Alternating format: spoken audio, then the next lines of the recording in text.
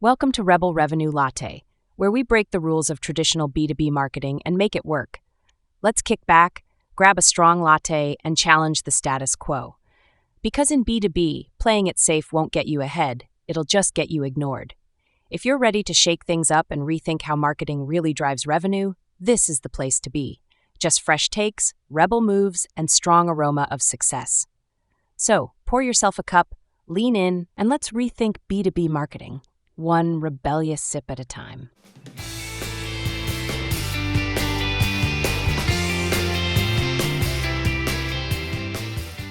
Hey everyone, welcome back. Today we're going to do a deep dive into the world of startup pitch decks.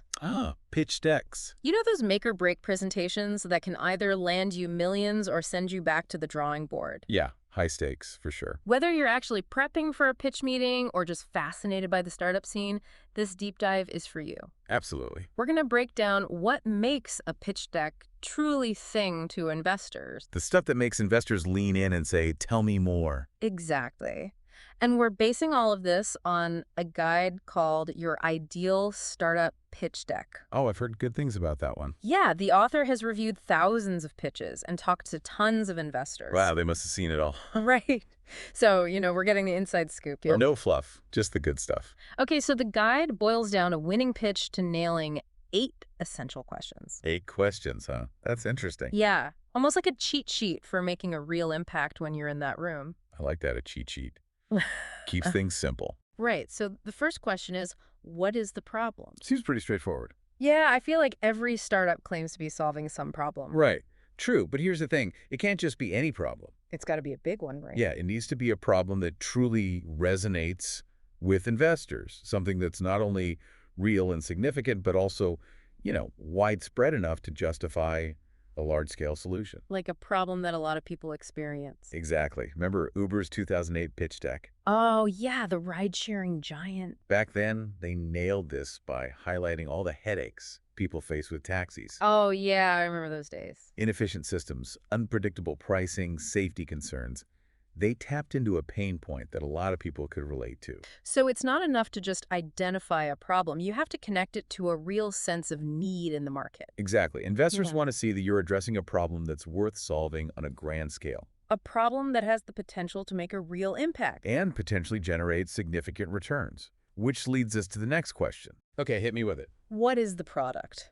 So you've hooked the investors with a relatable problem. Right, you've got them nodding along thinking, yeah, I felt that pain. Now it's time to wow them with your solution. Show them the magic. But here's the thing, it's not just about listing a bunch of cool features. Oh, I see. It's got to be more than that. It's about showcasing your product as a holistic solution, right? Like, how does it solve the problem, not just today, but also in the future? You got it. Investors are wary of those single feature products that have a limited shelf life. They want to see something with staying power. Yeah. They want to see a product with the potential to grow and adapt and continue generating value over time. I get it. Like those apps that started simple and then became these whole ecosystems. Exactly. Like Instagram, it started as a simple photo sharing app. Right. And now it's stories and reels and shopping. It's a whole world. And investors are looking for that kind of vision, that potential. They want to see that you're building something that can keep growing and generating revenue for years to come. That long-term vision is key. Makes sense. So we've got the problem, we've got the solution. What's next? Next, you need to answer, who is the customer? This is where you show that you really get who you're targeting. So more than just like age and location. Way more. It's about understanding their behaviors, motivations, pain points. You need to demonstrate that deep customer understanding. So instead of saying our customer is anyone who needs to send an email, Which is basically everyone these days. you'd need to be way more specific. Right. The guide gives a great example. Mid-sized e-commerce companies struggling to manage personalized customer interactions at scale. Oh, wow, that is specific. It identifies a clear pain point, and it hints at the size and value of the market. Yeah, I can see how that would catch an investor's attention. It paints a picture, right? It makes them think, okay, I see the need here. It makes me wonder, though, wouldn't most companies in a space be going after similar customers? Probably. Which brings us to the next crucial question. What is the unique value proposition? Ah, the UVP, the thing that makes you stand out. Exactly. What makes your product special? Investors are constantly bombarded with pitches, so you need to make it clear why your solution is the one worth betting on. What are some examples that really hit the mark? The guide mentions a CRM designed specifically for small and medium-sized businesses. Okay, niche market. Yeah, and it had built-in AI and a pay-as-you-go model, a combination that really appealed to that specific audience. Sure. What else? Another example was a company with a patented technology for energy-saving window tinting that could change color on demand. Whoa, that's cool. Definitely unique. Both of these UVPs highlight a special combination of features and benefits Something that makes them stand out from the crowd. and grabs the attention of investors. Okay, so we've got a unique product, a specific market. What's next? Now we get to the heart of it. What is the business model? The money-making part. Exactly. Investors need to see how you plan to make money, your revenue streams, pricing strategy, sales and marketing approach, basically the engine that drives your business. And makes it profitable. Right. Scalability is key here too. Scalability, meaning Can your business grow quickly and efficiently? Can it generate significant returns, not just small profits?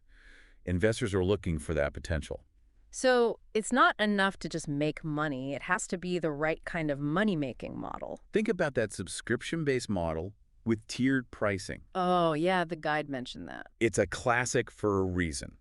Recurring revenue, different price points for different customer needs. You can even add in extra revenue streams like consulting services or premium features. Multiple layers of income. That's clever. It all adds up. Okay, ready for the next question? Lay it on me. It's time to talk market size. What is the total available market? Show me the money, or at least the potential money. Exactly. You need to show investors how big the pie is that you're going after and how much it can grow. And be realistic, right? Definitely. There's a great story in the guide about a founder who impressed investors by being conservative. Oh, yeah. He projected $20 million in revenue after 10 years. While others were throwing around inflated figures like $2 billion ARR. It is refreshing to see that honesty. Investors appreciated his data-driven approach. It shows you're not just trying to hype them up. All right, next up is your ask and fund utilization. So, how much money you're looking for and what you'll do with it. Precisely. You need a clear plan that demonstrates responsible spending. No vague promises of disrupting the paradigm. Nope, got to be specific. The guide recommends breaking down your budget. How much for product development, marketing, hiring, operations. Show them you'll be a good steward of their money. It's like a mini business plan within the pitch deck. Think of that example from the guide. $2 million to fuel product development, customer acquisition, and expand the team over the next 18 months. Specific, time-bound, and aligned with your goals. Investors love to see that kind of clear thinking. Okay, so we've covered the problem, product, customer, UVP, business model, market size, and the funding request. Just one more question to go. Drumroll, please. What's the final piece of the puzzle? The team. This is where you introduce the people behind the scenes. The brains and the brawn of the operation. Exactly. Highlight their experience, expertise, passion for the project. Show them you've got the dream team assembled. Right. Investors are ultimately betting on people as much as ideas. They want to see a team that can execute the vision. Like that example from the guide, the CEO with 10 years in sauce, and the CTO who's an AI expert with multiple patents. Those credentials would definitely make me feel confident. It shows you've got the right people in the right roles. So to recap, those are the 8 essential questions every startup pitch deck needs to answer. Problem, product, customer, UVP, business model, market size, funding, and team. It's like a roadmap for success. But I bet the guide doesn't stop there, right? You're right, there's more. They also offer some additional tips that can take a pitch deck from good to great. Okay, spill the tea. What else can help us nail that perfect pitch? Well, first and foremost, conciseness. Okay, get to the point. Exactly. Yeah. You want to capture their attention, not overwhelm them with information. How many slides are we talking? Aim for a maximum of 10, 15. That's it. Keep it tight, keep it focused. Quality over quantity, for sure. What else? Visuals. Make it pretty. More than just pretty. Make it memorable. Use charts, graphs, images. To bring the data to life. Yeah. Remember, you're telling a story, taking them on a journey from problem to solution. Painting a picture of the future you're building. And don't forget to practice. Practice makes perfect, right? Especially in this situation. You want to be smooth, confident, and prepared. But even with practice, there might be those curveball questions. Oh, for sure. which is why the guide suggests having deep dive slides ready. Deep dive slides. Yeah, they address potential questions in more detail. So if they want to dig deeper, you're ready. Exactly. It shows you've thought things through. Okay, so we've got the 8 essential questions. We've got some killer tips. There's one more thing I found really interesting. The leave behind deck. Leave behind deck. What's that? It's like a version of your pitch deck that you leave with investors after the meeting. So they can review it later. It's more than just a review. It's designed to speak for your startup even when you're not there. Interesting. So it includes like more details and data. Exactly. Things you might not have had time to cover in the presentation itself. Like a takeaway brochure. You got it. It reinforces your message and keeps your startup top of mind. That's really smart. So we've been talking about this guide and its advice, but I'm curious about your perspective. Sure, what about it? How has the whole startup landscape evolved? What worked in a pitch deck 5 or 10 years ago might not cut it today, right? Oh, absolutely. The startup world is constantly changing. What are some of the biggest changes you've seen in terms of what investors are looking for? One big one is the emphasis on market validation. So it's not enough to have a cool idea. You need to prove people actually want it. It's all about data, metrics like customer acquisition cost, lifetime value, churn rate. Investors want to see that you're tracking the right numbers. That your business model is data-driven, not just hopeful guessing. And that ties into another trend, the importance of your go-to-market strategy. How you plan to reach your customers. Exactly. The marketing landscape is so much more complex now. It's not just billboards and TV ads anymore. It's digital campaigns and social media. It's a whole different ballgame, and investors want to see that you understand how to play it. They want to know you can get your product in front of the right people. And that you're already gaining traction, even if it's early stage. Traction meaning? Actual users, revenue, partnerships, Yeah. signs that you're making things happen. Not just talking about it, but actually doing it. Exactly. And beyond the numbers, there's a growing focus on social impact. Yeah, business is doing good while doing well. It's become a big factor. A lot of startups are incorporating social impact into their mission. Showing they care about more than just profits. It's an exciting shift. The startup world is becoming more data-driven, more strategic, more purpose-driven. So these new trends, they're reflected in the pitch decks that investors are seeing today, right? Absolutely. The best ones tell a compelling story, backed by data, and show a deep understanding of the market. They make investors feel excited about the future. That's the goal. Of course, not all pitch decks hit the mark. I bet there are some cringeworthy mistakes out there. One common pitfall is getting lost in the technical details. You mean like geeking out too much about the technology? Yeah, investors might not be experts in your specific field. They need the big picture. Exactly. Yeah. Another mistake is failing to articulate that unique value proposition. That special something that sets you apart. And sometimes, founders get so caught up in the excitement that they forget to back up their claims with data. Gotta show those numbers. And then there's the classic mistake of unrealistic financial projections.